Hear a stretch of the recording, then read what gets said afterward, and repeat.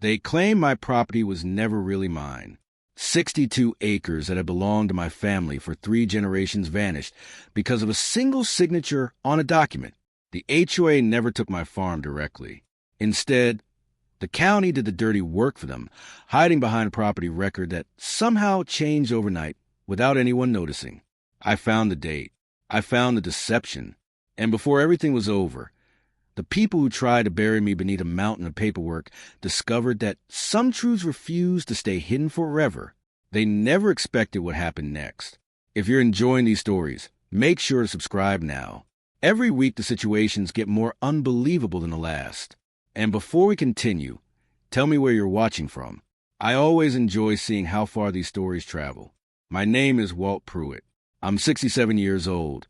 And until last spring, I worked the same 62-acre farm my grandfather carved out of the countryside with his own hands in 1956. We grew corn and hay. There was a small orchard near the eastern edge of the property, and a pond my grandfather dug himself decades ago. To most people, it was just land. To me, it was family history. Every fence post, every tree, every trail across those fields carried a memory of the man who raised me. When the county approved a new housing development next to my farm, I barely paid attention. I figured there would be a new fence line, some additional traffic, and a handful of neighbors. Nothing worth worrying about. Like most developments, it came with an HOA. They built decorative gates, planted perfectly trimmed lawns, and created rules for everything from mailbox designs to holiday decorations. That lifestyle wasn't for me, but I assumed we could live side by side without problems. Then one afternoon, a woman named Denise Calloway walked up to my fence carrying a clipboard. She informed me that my fence extended 11 feet into what she called shared green space. I laughed and told her that fence had been standing there long, before a subdivision even existed.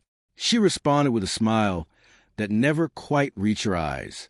"The county will figure it out," she said. Looking back, I should have recognized the warning. That smile was never about a fence. 3 weeks later, a letter arrived from the county assessor's office. Not from the HOA, from the county. According to the notice, a boundary correction had recently been recorded, and part of my property now fell inside the development's official plat map. Part of my property turned out to be 18 acres. I immediately called the county. The clerk explained that the correction was based on an updated survey requested by a neighboring association. I asked which association. She wouldn't answer. I asked to approve the change.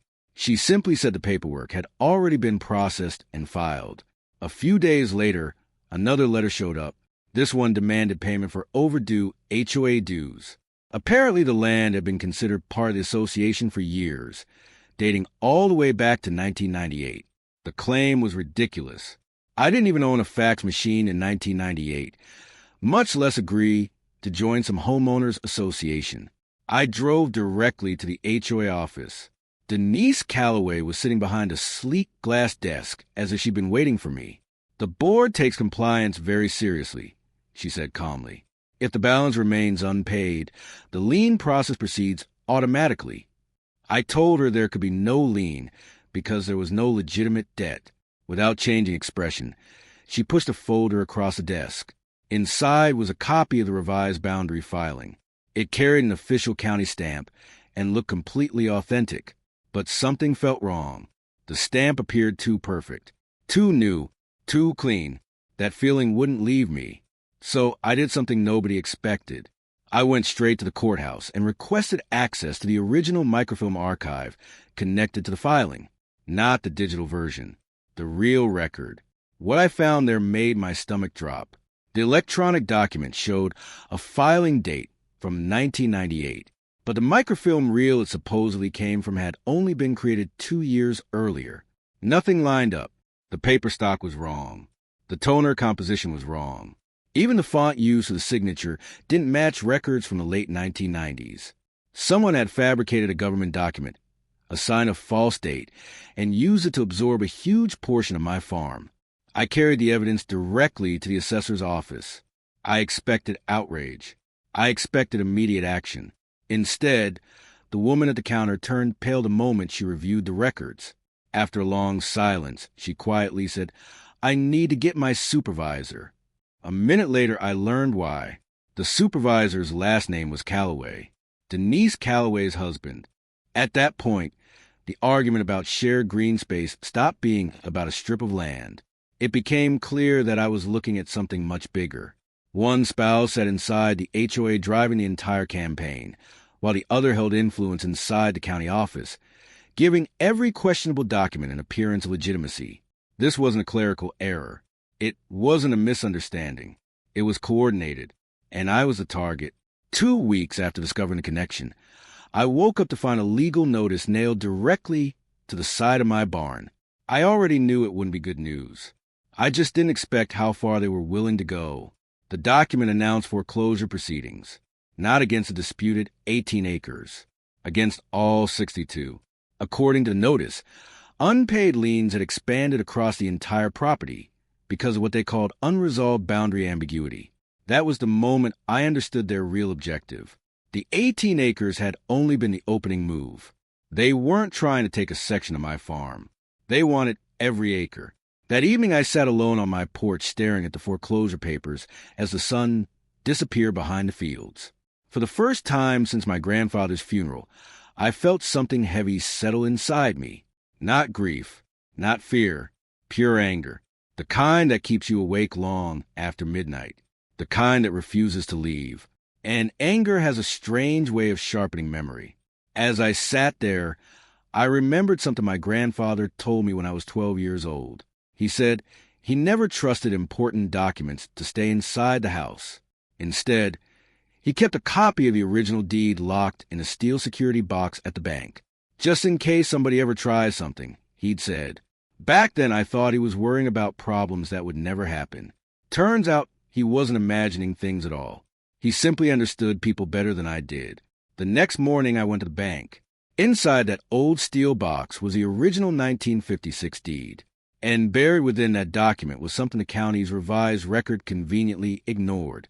The deed contained a legally recorded land carve-out that predated every subdivision ever built in that part of the county. It specifically reserved water rights and mineral access independently from any future development plans. In practical terms, that meant my grandfather's property existed under a separate legal framework. No future HOA could absorb it. No later subdivision map could override it. No boundary adjustment could legally pull it into an association. The entire seizure effort depended on pretending that document had never existed. Once I realized that, I stopped reacting and started preparing. A county hearing was scheduled shortly afterward. I walked into that hearing room, carrying the original deed. My attorney walked beside me. Denise Calloway was already there. She sat a few seats away with her arms folded and an expression that suggested she believed the outcome was already decided. For most of the hearing, she looked completely relaxed. Then my lawyer stood up and asked a single question. Mrs. Calloway, is it true that your maiden name was Whitfield? The confidence disappeared instantly. The change in her expression was impossible to miss. The reason became clear moments later. Nearly 60 years earlier, a man named Earl Whitfield had fought a highly publicized boundary dispute against my grandfather, and he lost. He lost acreage. He lost in court. And according to old newspaper records, he never accepted the outcome. Denise Calloway was his great-niece. Suddenly, every piece of the puzzle fit together. This had never been about compliance. It had never been about green space. It wasn't about fence lines or HOA rules. It was a continuation of a family grudge that had been waiting decades for an opportunity. The hearing room fell completely silent. Even the county supervisor refused to look in her direction. His last name was Calloway, too. And everyone in that room knew exactly what that meant. The decision came down later that same week. The county voided the boundary correction. The suspicious filing was referred to state investigators for review. The liens disappeared. The foreclosure vanished. Every action tied to the disputed record collapsed almost immediately. 3 days later, Denise Calloway resigned from the HOA board. Not long afterward, her husband was placed on administrative leave while an internal investigation moved forward. As for me, I still own all 62 acres. The orchard is still there. The pond remains exactly where my grandfather dug it. And the fence that started the entire battle hasn't moved an inch. It was never in the wrong place. Someone simply needed a document to say that it was. What stays with me isn't what happened afterward. It's how close they came to succeeding. One altered record. One fabricated filing. One quiet change hidden inside government paperwork. That was almost enough to erase 3 generations of work. If I hadn't remembered that steel box sitting in a bank vault, my family's farm could have disappeared on paper before I even realized what was happening. So I'll leave you with a question. If someone rewrote the history of your home tomorrow morning, would you know where the real proof was hidden? And if this story got your blood boiling, make sure you're subscribed, because the next HOA Revenge story might be even more unbelievable than this one.